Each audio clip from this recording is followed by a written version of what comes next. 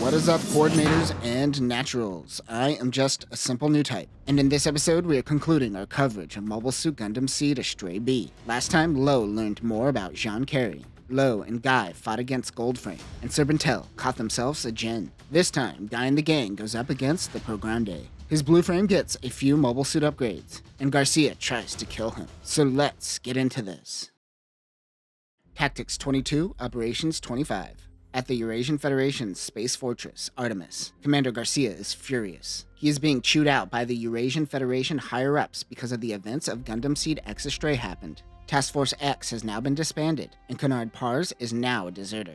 Garcia wants Canard to be held accountable for his crimes. Their in-jammer cancellers on Hyperion Gundam became useless as they acquired their own in-jammer cancellers. So Task Force X was no use to them anymore. Aw, it truly was a suicide squad. Garcia is going to find someone to throw under the bus. That person is Guy and Serpentel. They make their return to Artemis. The first time Guy visited, he was hired to defend Artemis. We see these events in Astray, and Astray R, I think. The second, they were hired to protect Garcia from pirates, which we saw as a side story to Astray R, along with the beginning of this novel. The Astray series is what it's like reading a Marvel or DC comic. Okay, if you want to know Lo's story, you have to read Astray and Astray R, but you can't forget the side stories in B. Ugh, it's exhausting. A mobile suit begins attacking him. He is being attacked by Hyperion Unit 3. The Cat 1 X3 Hyperion Gundam Unit 3 looks similar to Unit 2, but this version has the Armure Lumiere monophase shield, the same tech found on Artemis. The shield barrier doesn't last long, but can generate smaller Armure Lumieres mounted on each hand,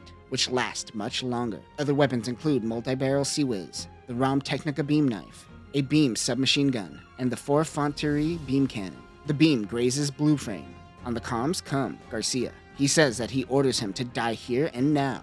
He is going to pin the theft of Unit 1 on Guy. Garcia tells the Hyperion pilot to kill him. Guy plunges his sword at the Gundam, but it is blocked by the Armure Lumiere. During his battle with Unit 1 and Canard, he was able to get through Armure Lumiere.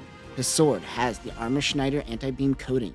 Once he gets inside, he transforms the sword into Gatlin mode. The Armure Lumiere is a double-edged sword. It is hard to get in, but once penetrated, it overloads and blows up while protecting the enemy. Unit 3 is destroyed. Guy sets his eyes on Artemis and begins penetrating the Armure Lumiere. Tactics 23, Operation 22. The Kusanagi is the last of what remains of war, at which point this meaning is kind of deflated when you know Rondo is up at Amino Mihashira. Lo and the Junk Guild has kept in contact with this ship while helping the Kusanagi resupply.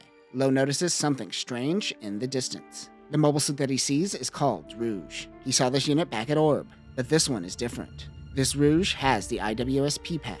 The MF02 plus P202 QX Strike Rouge IWSP equips the Integrated Weapons Striker pack designed for Kigali. This gives the unit atmospheric reentry capabilities. The IWSP originally was created by the PMP company, which was bought out by Morgenrot. Weapons include 75mm Sea-Wiz, the Armor Schneider combat knife, a 105mm cannon, a 115mm railgun, a high-energy beam rifle, and a combined shield. Lo thinks this is kind of reckless. The pilot doesn't seem to be handling the extra weapons well. Most of the time, people wouldn't be able to utilize these weapons without an insane amount of skills. Just another way the story is reminding us that Kida is the specialist of boys. With Rouge are M1 Astrays. Lo can tell by their movements that it is Kino and Kikuchi. These are new Astray girls that aren't Asagi, Yuri, or Mayuda. It's like how the Shrike team had 5 girls, and then all of a sudden 3 more came, and then we saw 3 more in Crossbone Gundam. Where did they come from? I don't know, but I'll take a few more. In the end, the IWSP pack wasn't used on the strike,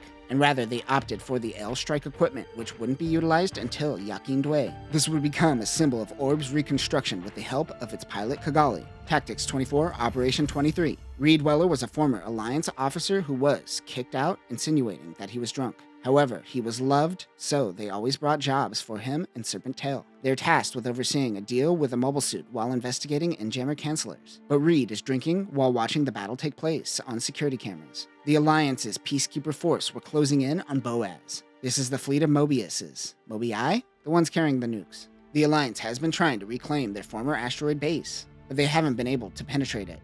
So they decide to go with the nuke option. Helping transport nukes to Boaz is Moonlight Mad Dog Morgan, piloting his gun barrel dagger. This is a 105 dagger with the gun barrel striker pack. This mobile suit was originally going to go to Mulaflaga before they abandoned the Alliance and formed the Three Ships Alliance. So now it is Morgan's. He uses the gun barrels and attacks Zaf to clear a path for the nukes. He needs a reload. Luckily, the gun barrel striker pack can operate independently like a Mobius Zero. They launch a new pack and it attaches to the 105 dagger. He spots a Gen high maneuver type taking out some daggers and he rushes in. It didn't take too long for this battle to end in utter destruction once the nukes were launched. Reed was watching the battle on the monitors. He would like to give credit to Morgan, but it is clear the Alliance crossing the line and using nukes is what ended this battle swiftly. Tactics 25, Operation Final. This is the final chapter in the original publishing. There is a satellite factory ran by a civilian company. In reality, this is run by Azrael Conglomerate and functions like a military base which helps develop Blue Cosmos prototypes. Saying their defenses are strong here is an understatement.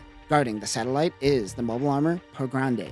We broke this down in Gundam Seed Destiny Astray, but these have a Dragoon system and are huge. Guy has been called in to take care of this thing. Reed thinks they are going to get themselves killed. The odds are against them, so he is confused as to why he took on the job. He is also drunk. That isn't fair. Reed is probably the most functional alcoholic in all of Cosmic Era. Guy didn't say a word, which wasn't a good sign. He then speaks up and says that they will have to fight sooner or later anyways. They are going to have to take out the enemy before it completely powers up. The Pergrande also has an in-jammer canceller. He says that the pilot is modified. Guy says not to question it. We will later learn that this is powered by 3 people's brainwaves. Guy thinks he has a plan. They have to wait for the new mobile suit upgrades and then they will head out. Guy approaches the mobile armor. He is in the Blue Frame's second L. There's apparently a difference between Blue Frame's second and second L, and that difference is the Lohengrin positron cannon. The Pergrande unleashes its 3 Dragoons onto Guy. He relates this to the Dreadnought Gundam's wrist beam reamers and thinks he can handle this. Guy switches to the Lohengrin loadout. He uses the enemy's in-jammer canceller against them. With the range of the unit, the in-jammer canceller works. He leads the Dragoons into its own in-jammer canceller. Seems like a design flaw. While in close range, Guy fires the Lohengrin, taking out the mobile armor and the satellite all in one shot. His mission is complete. Guy returns to his comrades. Tactics 26, Operation 8. The battles between Naturals and Coordinators came to an end, but after the war there is a lot of cleanup, which is a job for Serpent Tail. Also, this takes place after the war, but how long is uncertain. We do, however, know that the events of Versus Astray played out in between most of what we see in this light novel and this end chapter. An elderly man has a job for him. He says he wants him to go to the sun. Why would there be anything near the sun, Guy wonders. The man shows him a photo. Guy goes, "Is that a turret?" It is indeed a turret, and the elderly man wants him to take it out. He will provide the necessary equipment for him. Guy accepts the job. He looks at his new Blue Frame 4th, the MBF PO3 Gundam Astray Blue Frame 4th, also known as the Full Armor Phase Shift Blue Frame. Utilizes the Full Armor Phase System, or FAP. Do I have to call it that? It has a high-speed mobile mode and a full armor mode. The full armor protects it from the sun, while the high-speed mode helps it exit the sun's gravitational pull. During this time, the applicative gel is applied, but vaporizes quickly. High-speed mode can't be exposed for too long. This is built off of the Blue Frame's second revise and has transphase armor as well. Weapons include a laser cannon, an Armor Schneider combat knife, and a large Vulcan gun. Blue Frame's second revise debuts in Versus Astray, which gives us some understanding of the time gap, but not too much. Also, this is translated to a modified version of the second, but it is indeed the 4th. Guy is mad that the unit is gray when not in use. Remember, the phase shift armor changes the unit's color, and when not turned on, they all look gray. The sun kept pulling him in. The pressures are insane. His sensors also has many filters, as it just blares white light into the cameras and infrared. The ablative gel is evaporating quickly. He approaches the corona, which is the outer layer of the sun, which is mainly made up of gas. If the gas flares out and touches Blue Frame, he will be instantly vaporized. Finally, he found the turret. He takes aim and fires, but he doesn't have a visual. Guy transforms into his high-speed mode and accelerates out of the sun's gravitational pull. While leaving, his sensors were able to pick up an explosion of the turret. His mission is complete. He heads back to the Earth sphere. And that will conclude Mobile Suit Gundam Astray B. I am a little disappointed that Guy's personal story was still full of Lo. I know they show up in each other's story, but it feels like Lo got more character growth in Astray R than Guy did in Astray B. Nonetheless, it still fills in the gaps of the Astrayverse. Thanks to Logan and his team for the translation. Check out his Astray work. This took so long that we already covered X Astray, Destiny Astray, and Frame Astray. Next, we will move forward in the Astrayverse and cover Gundam Seed versus Astray. But that will do it for now, coordinators. Remember, don't drink and pilot a ship. Reed makes it look easy, but it's not. Peace.